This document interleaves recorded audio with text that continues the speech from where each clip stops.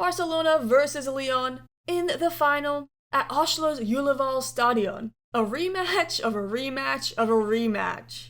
And oh boy, are there storylines. No, I will not be talking about that storyline. Stop it. I don't care that two players who are dating will be facing off against each other. This is women's sports. This literally happens all the time. Somehow Ingrid Engen has done it already, somehow. Lyon and Barca have been at each other's throats for years on and off the field. Their first meeting in the final was in 2019, Barcelona's first ever appearance. It did not go well for the debutantes, with Lyon leading 4-0 at halftime. After this humiliation, Barca completely changed everything about how they operate, their training intensity, schedule, and increased focus on homegrown talent. This all, of course, led to the destruction of Chelsea in 2021 for their first ever Champions League title and the dynasty they are today. The next year, in 2022, Barcelona faced Lyon again in the final for the second time in 4 years. Barcelona were heavy favorites entering this game, with a lot of the media predicting the changing of the guard. However, Lyon's superstars still had some tricks up their sleeves. Adamine Henry struck first for Lyon, and Ada Hegeberg a few minutes later gave the French Giants a 2-0 lead. After Kat Macario sent the game to 3-0, Alexia Putellas pulled one back before halftime, but it only ended up being a consolation. Once again, Lyon proved to be Barcelona's kryptonite. That all changed in 2024 in the two clubs' third matchup in the final. Lyon just couldn't put away their chances, and Barca punished them. After a stalemate in the first half, Aitana Bonmatí scored in the 63rd minute, with Putellas putting the game beyond doubt in extra time. This was a huge moment for Barcelona, finally overcoming Lyon, who had haunted them since 2019. There was just one problem. Manager Jonathan Heraldez left the club for Michelle Kang's Washington Spirit in the NWSL. Yes, the owner of Lyon lured away the man who beat Lyon in the Champions League final by using her other club. When addressing the media months before his departure, Heraldez said that he wasn't going to leave to manage another club in Europe, as it was important to him to not play against Barcelona.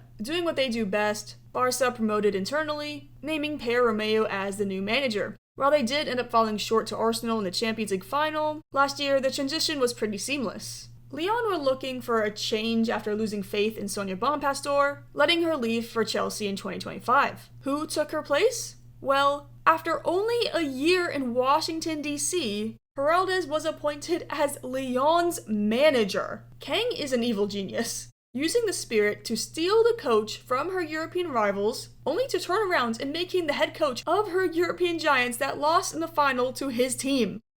Now here we are in 2026, just 2 years removed from Barcelona's triumph, and these squads have changed quite a bit. So, what are the key matchups in this game, and what does each club have to do to secure an advantage? Well, first things first, let's look at the squads. Starting with Barcelona, barring any crazy decisions from Per Romeu or injury, expect the Ewa Pajor up top at striker. Just last year, I made the case for why I believed she should have won the Ballon d'Or, and to no one's surprise, she is the leader in Champions League scoring this year. Pajor does have history of scoring in the Champions League final, of course against Barcelona while she was at Wolfsburg. However, and I'm pretty sure this is true, I checked many times, Pajor has never scored against Lyon during her years at Wolfsburg.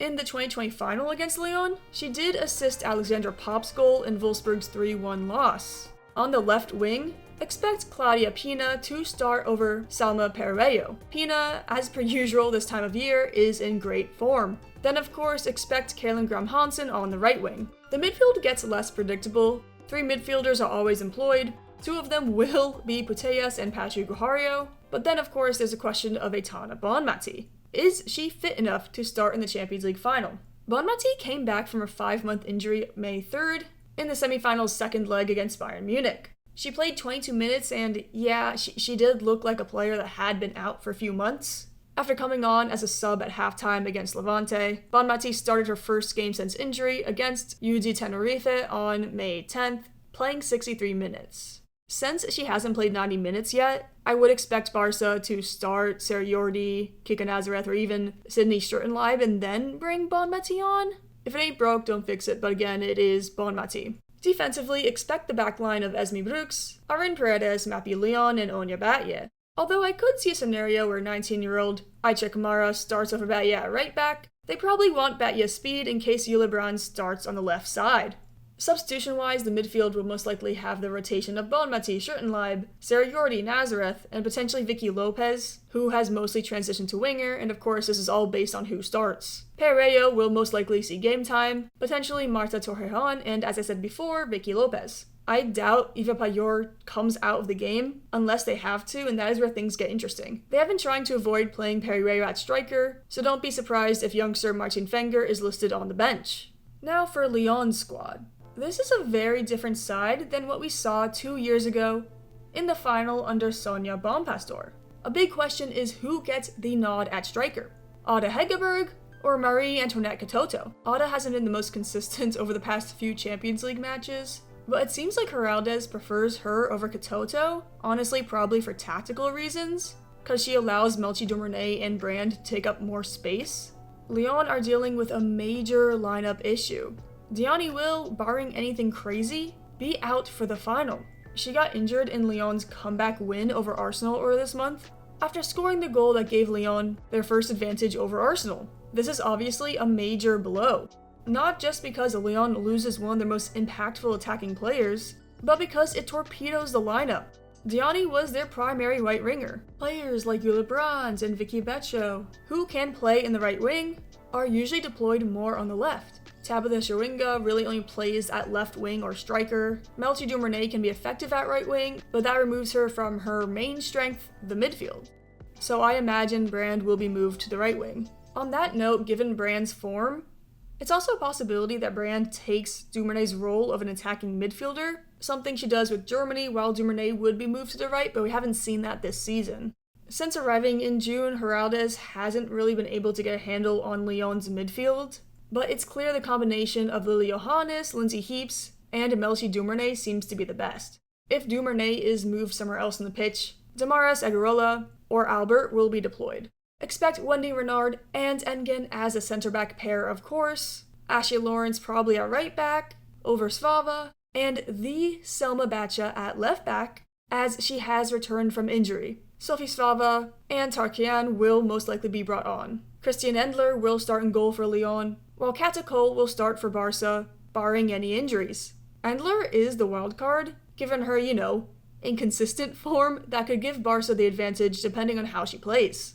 So, looking at both teams, where will the games be won and lost? Jule Brand is in the form of her life. Of course, sending Lyon to the Champions League final by scoring 2 goals against Arsenal. Putellas and Graham Hansen, though, are in great form for Barcelona. Hansen versus Selma Bacha will be the main battle to watch. Bacha has been crucial at shutting down the right side for Lyon. Assuming she starts, I would expect Claudia Pina to have an advantage over Lawrence. Ingrid Engen and Wendie Renard are, very, very tall, while Ewa Pajor is 5'6" or 1.67 meters, so expect crosses to her to be low, even though she is good in the air. Despite this, Pajor's positioning and runs will be hard for both Engen and Renard to deal with. Dumornay practically runs Lyon's offense, so Barca's main priority should be finding a way to limit her impact.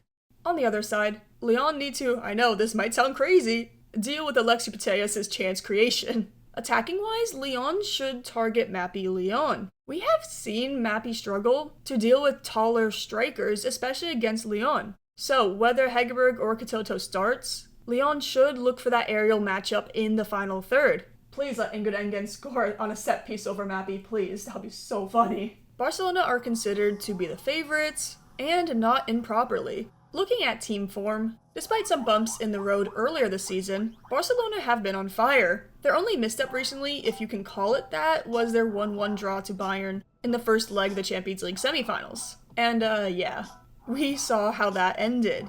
Lyon should try to learn from this. Bayern offensively saw success on the counter against Barcelona, something Lyon can do with their speed. As far as defense goes, Bayern's backline has struggled all year, and Lyon's has been better but inconsistent. Their 3-3 draw to Juventus in the league stage comes to mind, as well as their first leg against Arsenal in the semifinals. There are just too many mistakes in the back, and if they commit just one against Barca, it may be over. In both the quarters and semifinal, Lyon lost their first legs.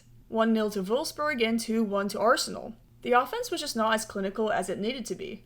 It is much better though when Yohannes and Melchie Dumornay start, and I think Heraldes has realized this. If Lyon's star youngsters are able to show up, they can cause havoc to Barca's backline. However, we haven't really seen this happen consistently in Champions League play. If Barcelona struggles to score in the first half of a game, they usually fail to win. They just have not been that adaptable during games when things are going against them. Another thing to consider is Heraldes himself. He knows the weaknesses of the Barcelona players, having managed most of them. Not only that, he will also know Pere Romeo's tendencies given the Barcelona connection. Romeo will of course also know some of Heraldes' tendencies, but unlike Heraldes, Romeo lacks the familiarity with the opposition players. Overall for Barcelona, if Claudia Pina plays at the level we know she can, and Putellas isn't properly cornered, they will win. For Lyon, if Engen and Renard do not lose their marks, and Brand and Dumornay continue their form, then I'd say this game is slightly in their favor. So what do you guys think? Will Heraldes get one over his old team, or will Barcelona get revenge over their old coach? Thank you so much for watching this video. I'm very excited for the game, and I'll see you guys later.